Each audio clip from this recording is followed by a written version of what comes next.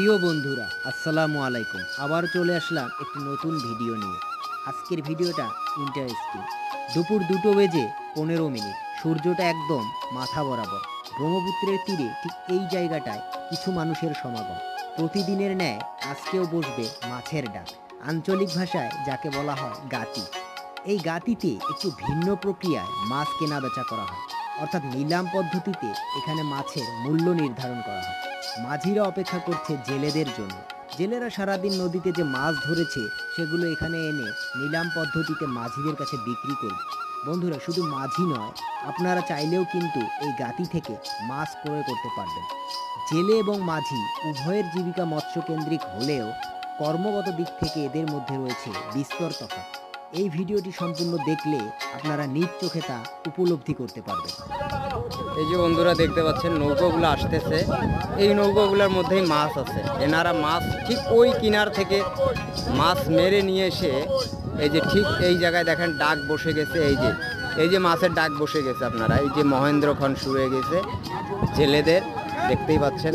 এই যে 300 টাকা 310 320 330 340 350 370 380 380 390 390 টাকা। এই যে এটা সেল হয়ে গেল, এটা সেল হয়ে গেল 390-তে। এই যে আবারও মাছ চলে আসছে। এই দেখুন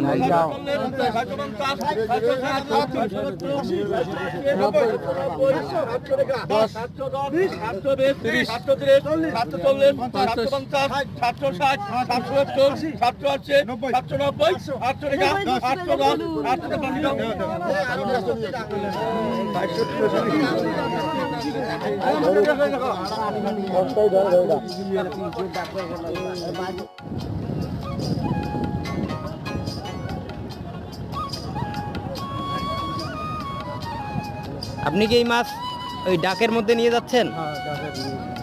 আচ্ছা আচ্ছা আচ্ছা। আপনি কত টাকা হলে এই মাছটা ছেড়ে দিবেন? 500 হলেই মাছটা ছেড়ে দিবেন। এটা কি মাছ আছে এখানে?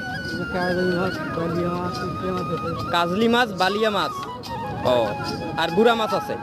ঠিক আছে, দেখি আপনার এটা কত টাকা ওঠে।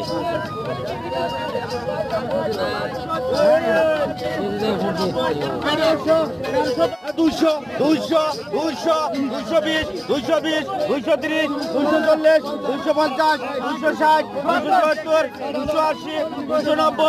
300